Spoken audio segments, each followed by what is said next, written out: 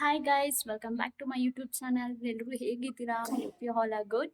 So ಇವತ್ತು ನಾನು ತುಂಬಾ ಖುಷಿಯಾಗಿದ್ದೀನಿ. ಯಾಕೆ ಏನು ಅಂತ ನೀವು ಆಲ್ರೆಡಿ ನನ್ನ ತಮ್ಮನೆಯಲ್ಲಿ ನೋಡಿದ್ದೀರಾ. ಸೊ ಎಸ್, ಮಾನಿಟೈಸೇಷನ್ ಅಂದರೆ ಇನ್ಸ್ಟಾಗ್ರಾಮಲ್ಲಿ ಮಾನಿಟೈಸೇಷನ್ ನನಗೆ ಆನ್ ಆಗಿದೆ. ಸೊ ನಾನು ಹಾಕಿದ್ದು ಮೂರೇ ವಿಡಿಯೋಗೆ, ಒಂದು ವಿಡಿಯೋಗೇನೆ ತುಂಬ ಅಂದರೆ 15K ಲೈಕ್ಸ್ವರೆಗೂ ನನಗೆ ರೀಚ್ ಆಗಿದೆ. 15K ಲೈಕ್ಸ್ ಅಲ್ಲ, ಸಾರಿ, ವ್ಯೂಸ್ವರೆಗೂ ರೀಚ್ ಆಗಿದೆ. ಸೊ ಇದರಿಂದ ನನಗೆ ಮಾನಿಟೈಸೇಷನ್ ಆನ್ ಆಗೋದಕ್ಕೆ ಹೆಲ್ಪ್ ಆಯಿತು. ಸೊ ನೆಕ್ಸ್ಟ್ ವಿಡಿಯೋದಲ್ಲಿ ನಾನು ಮಾನಿಟೈಸೇಷನ್ ಆನ್ ಆಗೋದಕ್ಕೆ ಏನೇನು ಪ್ರೊಸೀಜರ್ ಕೇಳ್ತಾರೆ, ಏನೇನ ನಾವು ಎಲಿಜಿಬಿಲಿಟಿಗೆ ಯಾವ ಮಾನಿಟೈಸೇಷನ್ ಆನ್ ಮಾಡೋದಕ್ಕೆ ಯಾವ ಎಲಿಜಿಬಿಲಿಟಿ ನಾವು ಇರಬೇಕು, ಪ್ರತಿಯೊಂದು ನೆಕ್ಸ್ಟ್ ವಿಡಿಯೋದಲ್ಲಿ ನಾನು ಅಪ್ಲೋಡ್ ಮಾಡ್ತೀನಿ ಎವ್ರಿಥಿಂಗ್. ಎಸ್ ಗೈಸ್, ಇವತ್ತು ಇಲ್ಲಿಂದ ನಾನು ವ್ಲಾಗ್ನ ಸ್ಟಾರ್ಟ್ ಮಾಡ್ತಾ ಇದ್ದೀನಿ. So welcome guys.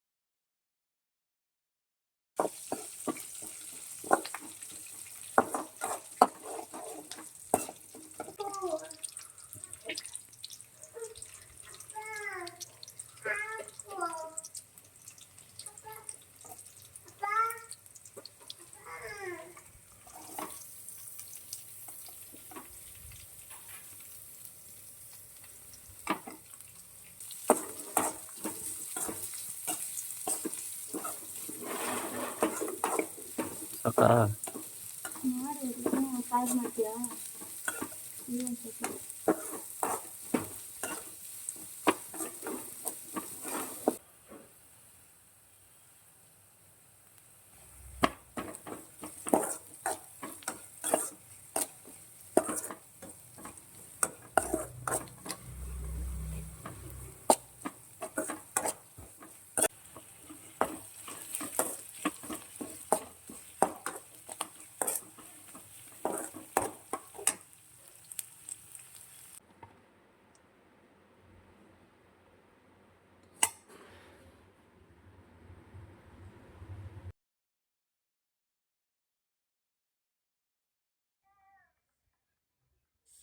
ಫೋನ್ ಎತ್ತಿಡು ಆ ಕಡೆ. ಟೈಮ್ ಆಯ್ತು ಅಲ್ಲಿ ಸ್ಕೂಲ್ಗೆ.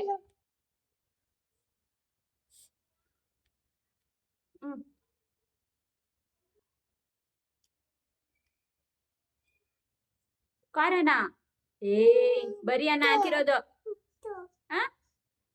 ಸೊಳ್ಳೆನಾ? ಹೊಡಿಯೋಣ ಇರು. ಫ್ರೆಂಡ್ಸ್ ನೋಡಿ ನನ್ನ ಗಂಡ ಎಷ್ಟು ಚೆನ್ನಾಗಿ ಎಣ್ಣೆಗೆ ಹಚ್ತಾರೆ ಅಂತ. ಇಂಥ ಗಂಡನ್ ಪಡೆಯೋದಕ್ಕೂ ಪುಣ್ಯ ಮಾಡಿರ್ಬೇಕು. ಬರೀ ಡೋ ಯಾಕೋ ನನ್ನಂತ ಹೆಂಡತಿ ಪಡೆಯಕ್ ತುಂಬಾ ಪುಣ್ಯ ಮಾಡಿರ್ಬೇಕು. ಅದಂತೂ ಸುಳ್ಳು. ಪಾಪ ಮಾಡಿರ್ಬೇಕು 3 ಜನ್ಮದಲ್ಲಿ ಹೆಂಡ್ತಿ ಮದ್ವೆನೇ ಆಗ್ಬಾರ್ದು. ಅಷ್ಟೊಂದು ಕಷ್ಟ ಕೊಟ್ಟಿದ್ದೀನ ನಿಮ್ಗೆ? ನೋಡಿ ಫ್ರೆಂಡ್ಸ್, ನಾನು ಎಷ್ಟು ಒಳ್ಳೆ ಹುಡುಗಿ ಗೊತ್ತಾ? ಯಾರಿಗೂ ಹೇಳ್ಬೇಡ. ಅದಕ್ಕೆ ನಿನ್ಗೆ ಹೇಳ್ತಾ ಇರೋದು. ನನ್ಗಂತ ಹೇಳ್ರೆ ನಾನು ನಂಬೋದೇ ಇಲ್ಲ.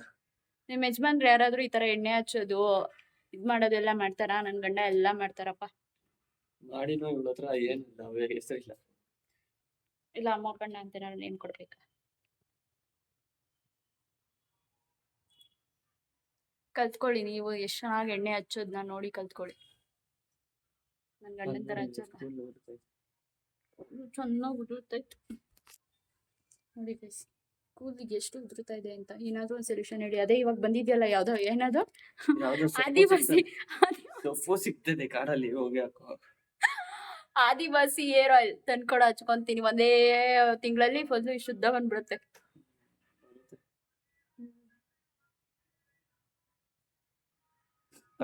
ಎಷ್ಟು ಗೊತ್ತಾ ತಲೆ ಬಚ್ಚೋಲಿ.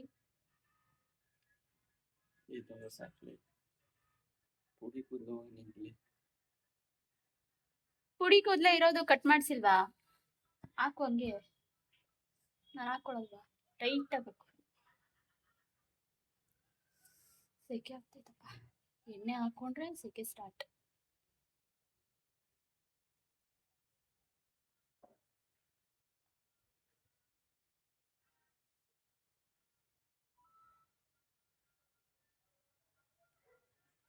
ಹಂಗೆ ಹಾಕಪ್ಪ ಪರವಾಗಿಲ್ಲ.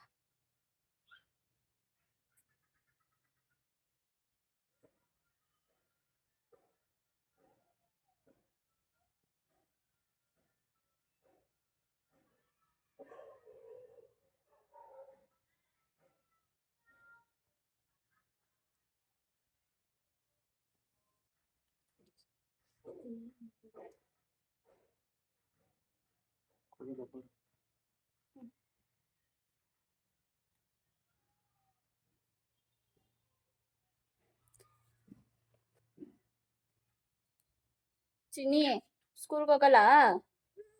ಆ ಸ್ಕೂಲ್ಗೆ ಹೋಗಲ್ವಾ? ಯಾಕೆ? ನಾಳೆ ಹೋಗ್ತೀಯಾ? ಇವತ್ತು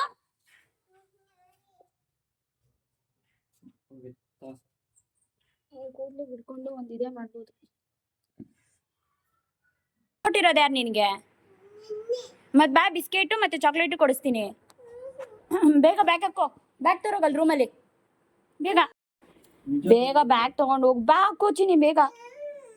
ಗುಡ್ ಬಾಯ್ ಅಲ್ವಾ ನೀನು? ಗುಡ್ ಬಾಯ್ ತಾನೆ ಅಲ್ವಾ? ಮತ್ತೆ ಬ್ಯಾಡ್ ಬಾಯಾ? ಗುಡ್ ಬಾಯಾ ಬ್ಯಾಡ್ ಬಾಯಾ? ಎರಡೂ ಅಲ್ವಾ? ಮತ್ತೇನು? ಹಾಂ ಯಾರಮ್ಮ ನೀನು? ಅದು 10 ರೂಪಾಯಿ ನಂದು ಕೊಡು. ಮತ್ತೆ ನೀನು ಸ್ಕೂಲ್ಗೆ ಹೋಗಲ್ಲ ಅಂದ್ಮೇಲೆ ನಂದೇ ನನಗೆ. ನಾನು ಸ್ಕೂಲ್ಗೆ ಹೋಗ್ತೀನಿ ಅಂತ ತಾನೇ ಕೊಟ್ಟಿರೋದು ಬಿಸ್ಕೆಟ್ ತಗೊಳಕ್ಕೆ. ಕೊಡು ಕೊಡು. ನೀನು ಸ್ಕೂಲ್ಗೆ ಹೋಗಲ್ಲ ಅಂದ್ಮೇಲೆ ಕೊಡು ನನಗೆ. ಮತ್ತೆ ತಗೋ ಸ್ಕೂಲ್ಗೆ ಹೋಗು. ನೀನು ಅಲ್ಲೊಂದು ಪ್ಯಾಂಟ್ ಎತ್ಕೋಬಾ. ಪ್ಯಾಂಟ್ ಎತ್ಕೋಬಾ ಬೇಗ. ಬಾ ಇಲ್ಲಿ. ಬ್ಯಾಗ್ ಎತ್ಕೊಂಡು ದುಡ್ಡು. ಬಾಯ್ ಚಿನ್ನಿ ಬಾಯ್. ಬಾಯ್ ಮಾಡು. ಬೇಡವಾ?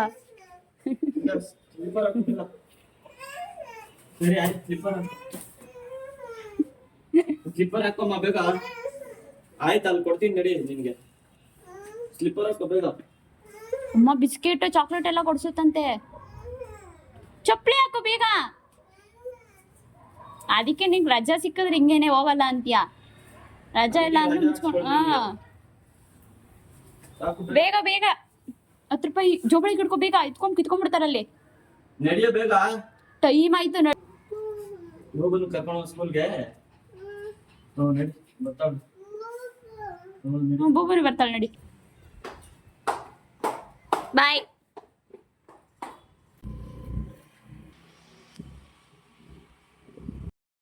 ನಾನು ಟೈಲರಿಂಗ್ ಕ್ಲಾಸಿಗೆ ಬಂದೆ. ಇಲ್ಲಿ ಇವತ್ತು ಹೆಲ್ತ್ ಕ್ಯಾಂಪ್ನ ಅರೇಂಜ್ ಮಾಡಿದ್ರು ಫೋರ್ಟೀಸ್ ಹಾಸ್ಪಿಟಲಿಂದ. ಹೆಲ್ತ್ ಪ್ರಾಬ್ಲಮ್ ಆದರೆ ಯಾವುದಕ್ಕೆ ಪ್ರಿಕಾಷನ್ಸ್ ತೊಗೋಬೇಕು, ಯಾವುದಕ್ಕೆ ನಾವು ಹಾಸ್ಪಿಟಲ್ಸ್ಗೆ ಹೋಗಬೇಕು ಅನ್ನೋದ್ರ ಬಗ್ಗೆ ತಿಳಿಸ್ಕೊಡೋಕ್ಕೆ ಬಂದಿದ್ದರು. ಸ್ವಲ್ಪ ಕಡಿಮೆ ಇದೆ.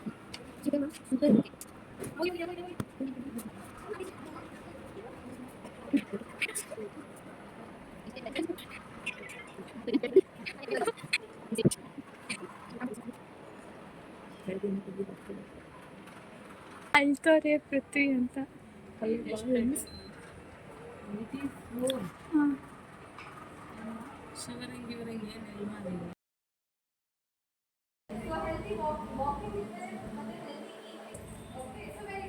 ಸ್ವಲ್ಪ ಕ್ಲಿಪ್ಪಿಂಗ್ಸ್ನ ಯೂಟ್ಯೂಬ್ಗೆ ಅಂತ ತೊಗೊಂಡ್ರು.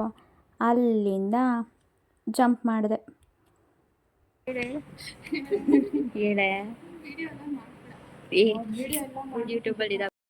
ಫ್ರೆಂಡ್ಸ್ ಜೊತೆ ಸ್ವಲ್ಪ ಹರಟೆ ಹೊಡ್ಕೊಂಡು ಕಾಮಿಡಿ ಮಾಡಿಕೊಂಡು ಹೇಗೋ ಹಾಗೋ ಈಗ ಕ್ಲಾಸ್ನ ಮುಗಿಸಿದ್ವಿ. ಇವತ್ತಂತೂ ಕ್ಲಾಸ್ ಇರಲಿಲ್ಲ. ಅಲ್ಲಿಂದ ಮನೆಗೆ ಬಂದೆ ನನ್ನ ಮಗನ ಕರ್ಕೊಂಡು. ಸ್ವಲ್ಪ ಹೊತ್ತು ರೆಸ್ಟ್ ಮಾಡಿ ಸಂಜೆ ಹಂಗೆ ಏನಾದರೂ ಮಾಡ್ಕೊಳ್ಳೋಣ ಅಂತೇಳ್ಬಿಟ್ಟು ಸ್ಯಾಂಡ್ವಿಚ್ ಮಾಡ್ಕೊಳ್ತಾ ಇದ್ದೆ. ಸ್ಯಾಂಡ್ವಿಚ್ಗೆ ಈ ಕಡೆ ಎಲ್ಲದಕ್ಕೂ ಎಲ್ಲ ಕಟ್ ಮಾಡಿಕೊಂಡು ರೆಡಿ ಮಾಡ್ಕೊಂಡಿದ್ದೆ. ಒಂದು ಕಡಾಯಿಗೆ ಒಂದು ಸ್ವಲ್ಪ ಆಯಿಲು ಮತ್ತು ಸಾಸಿವೆ, 2 ಮೆಣಸಿನ್ಕಾಯಿನ ಹಾಕ್ಕೊಂಡು ಫ್ರೈ ಮಾಡ್ಕೊಳ್ತಾ ಇದ್ದೀನಿ. ಅವಾಗ ಯಾಕೆ 2 ಮೆಣಸಿನ್ಕಾಯಿ ಹಾಕ್ಕೊಂಡಿದ್ದೀನಿ ಅಂದರೆ ಖಾರ ಬರುತ್ತೆ. ನಾನು ಆಲ್ರೆಡಿ ಒಂದು ಪೇಸ್ಟ್ ಮಾಡ್ಕೊಂಡಿದ್ದೀನಿ. ಕೊತ್ತಂಬರಿ, ಪುದೀನ ಮತ್ತು ಮೆಣಸಿನ್ಕಾಯಿ ಹಾಕ್ಕೊಂಡು ಪೇಸ್ಟ್ ಮಾಡ್ಕೊಂಡಿದ್ದೀನಿ ಬ್ರೆಡ್ಗೆ ಸರ್ವೋದು ಅಂದರೆ ಇದು ಸ್ಪ್ರೆಡ್ ಮಾಡೋದಕ್ಕೆ. ಅದಕ್ಕೆ ಇಲ್ಲಿ ಕಡಿಮೆ ಹಾಕ್ಕೊಂಡಿದ್ದೀನಿ. ಇದಕ್ಕೆ ಫ್ರೈ ಆದಮೇಲೆ ಸ್ವಲ್ಪ ಒಂದೇ ಒಂದು ಟೊಮೆಟೊ ತೊಗೊಂಡಿದ್ದೀನಿ. ಏಕೆಂದರೆ ನಾನು 1 ಟೊಮೆಟೊನ ನನಗಾಗಿ ಸ್ಲೈಸಾಗಿ ಕಟ್ ಮಾಡಿ ಇಟ್ಕೊಂಡಿದ್ದೀನಿ ಗಾರ್ನಿಷ್ಗೆ ಅಂತ. ಈ ಕಡೆ ಟೊಮೆಟೊನು ಫ್ರೈ ಆದಮೇಲೆ ಕ್ಯಾರೆಟ್ನ ತುರಿದು ಇಟ್ಕೊಂಡಿದ್ದೆ. ತುರಿದು ಇಟ್ಕೊಂಡಿರೋದನ್ನು ನಾನು ಫ್ರೈ ಮಾಡ್ಕೊಳ್ಳೋದಕ್ಕೆ ಹಾಕ್ಕೊಂಡಿದ್ದೀನಿ. ಡೀಪ್ ಫ್ರೈ ಮಾಡಿಕೊಂಡು ಅದಕ್ಕೆ ಸ್ವಲ್ಪ ಉಪ್ಪು ಹಾಕ್ಕೊಂಡು ಸೊ ಫ್ರೈ ಮಾಡ್ಕೋಬೇಕು. ಆಗ ನಿಮಗೆ ಎಲ್ಲದಕ್ಕೂ ಹೊಂದ್ಕೊಳ್ಳುತ್ತೆ. ಮತ್ತು ಈ ಕಡೆ ನಾನು ಕ್ಯಾಪ್ಸಿಕಮ್ನು ಕೂಡ ಹಾಕ್ಕೊಳ್ತಾ ಇದ್ದೀನಿ. ನಿಮ್ಗೆ ಏನು ತರಕಾರಿ, ಕಾರ್ನ್ ಕೂಡ ಹಾಕ್ಕೋಬೋದು ನೀವು, ತುಂಬಾ ಚೆನ್ನಾಗಿರುತ್ತೆ, ಟೇಸ್ಟಿಯಾಗಿರುತ್ತೆ. ಬಟ್ ನನ್ನ ಹತ್ರ ಕಾರ್ನ್ ಇರಲಿಲ್ಲ, ಸೊ ನನಗಿರೋದ್ರಲ್ಲಿ ಮಾಡೋಣ ಅಂತ ಹೇಳ್ಬಿಟ್ಟು ಮಾಡ್ಕೊಳ್ತಾ ಇದ್ದೆ. ರೆಡಿ ಆಯಿತು ಇದು ನೋಡಿ.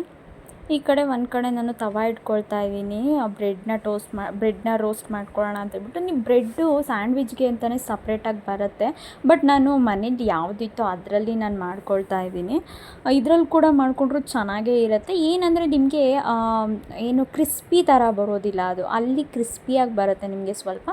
ಇದರಲ್ಲಿ ಈ ಬ್ರೆಡ್ಡಲ್ಲಿ ಅಷ್ಟು ಕ್ರಿಸ್ಪಿಯಾಗಿ ಬರೋದಿಲ್ಲ. ಸ್ಯಾಂಡ್ವಿಚ್ ಮಾಡೋದಕ್ಕೆ ಅಂತಲೇ ಬೇರೆ ಬ್ರೆಡ್ ಇರುತ್ತೆ, ಸೊ ಅದನ್ನು ತೊಗೊಂಡು ಕೂಡ ನೀವು ಮಾಡ್ಕೋಬೋದು. ಇದನ್ನು ನಾನು ಡೀಪಾಗಿ ನಾನು ಮಾಡ್ಕೊಂಡಿಲ್ಲ, ಎಲ್ಲೋ ಒಂದೊಂದು. ಈ ಕಡೆ ನಾನು ಚೀಸ್ ಕೂಡ ತುರಿದು ಇಟ್ಕೊಂಡಿದ್ದೀನಿ ಬ್ರೆಡ್ ಮೇಲೆ ಸ್ಪ್ರೆಡ್ ಮಾಡೋದಕ್ಕೆ. ಈ ಕಡೆ ನಾನು 2 ಪೀಸ್ ಬ್ರೆಡ್ ತೊಗೊಂಡಿದ್ದೀನಿ ನೋಡಿ. ಅದ್ರ ಮೇಲೆ ಸ್ವಲ್ಪ ಚೀಸ್ನ ಆ್ಯಡ್ ಮಾಡಿಕೊಂಡು ಅದಕ್ಕೆ ಸ್ವಲ್ಪ ನಾನು ರುಬ್ಬಿಟ್ಕೊಂಡಿದ್ನಲ್ಲ ಪೇಸ್ಟು, ಕೊತ್ತಂಬರಿ, ಪುದೀನ ಮತ್ತು ಮೆಣಸಿನ್ಕಾಯಿ ಹಾಕ್ಕೊಂಡು ಸ್ವಲ್ಪ ಅದನ್ನು ಕೂಡ ನಾನು ಆ್ಯಡ್ ಮಾಡ್ಕೊಳ್ತಾ ಇದ್ದೀನಿ. ಅದು ಸಪ್ರೇಟಾಗಿ ಮಾಡ್ಕೊಂಡಿದ್ದೆ, ಯಾಕೆಂದರೆ ನನ್ನ ಮಗನಿಗೆ ಖಾರ ಇಷ್ಟ ಆಗೋಲ್ಲ, ಅದಕ್ಕೋಸ್ಕರ ನಾನು ಸಪ್ರೇಟಾಗಿ ಮಾಡ್ಕೊಂಡಿದ್ದೆ. ಸ್ವಲ್ಪ ಹಾಕ್ಕೊಳ್ತಾ ಇದ್ದೀನಿ, ತುಂಬಾ ಖಾರ ಇತ್ತು ಆ್ಯಕ್ಚುಲಿ, ಅದಕ್ಕೆ ಸ್ವಲ್ಪ ಹಾಕ್ಕೊಂಡು ಏನು ಮಾಡಿಟ್ಕೊಂಡಿದ್ದೆ ಅದು ಫ್ರೈ ಇಟ್ಕೊಂಡಿದ್ನಲ್ಲ ಕ್ಯಾರೆಟ್ ಎಲ್ಲ ಹಾಕ್ಕೊಂಡು ಅದನ್ನು ನಾನು ಕೂಡ ಆ್ಯಡ್ ಮಾಡ್ಕೊಂಡು ನೋಡಿ. ಈ ಕಡೆ ಗಾರ್ನಿಷ್ ಕೂಡ ಮಾಡ್ಕೊಳ್ತಾ ಇದ್ದೀನಿ. ಟೊಮೆಟೊ ಮತ್ತು ಸೌತೆಕಾಯಿ ಎಲ್ಲ ಹಾಕ್ಕೊಂಡು ಚೀಸು ಸ್ವಲ್ಪ ಮೆಲ್ಟ್ ಆಗಬೇಕಲ್ಲ, ಅದಕ್ಕೆ ಇನ್ನೊಂದು ಸತಿ ನಾನು ತವ ಮೇಲಿಟ್ಟು ಇದು ಮಾಡ್ತಾಯಿದ್ದೀನಿ, ಬಿಸಿ ಮಾಡ್ಕೊಳ್ತಾ ಇದ್ದೀನಿ. ನೋಡಿ ಎಷ್ಟು ಚೆನ್ನಾಗಿದೆ. ಇದನ್ನು ಕಟ್ಟರಲ್ಲಿ ಕಟ್ ಮಾಡಿಕೊಂಡ್ರೆ ನೋಡಿ ಎಷ್ಟು ಚೆನ್ನಾಗಾಗಿದೆ. Sandwich ready.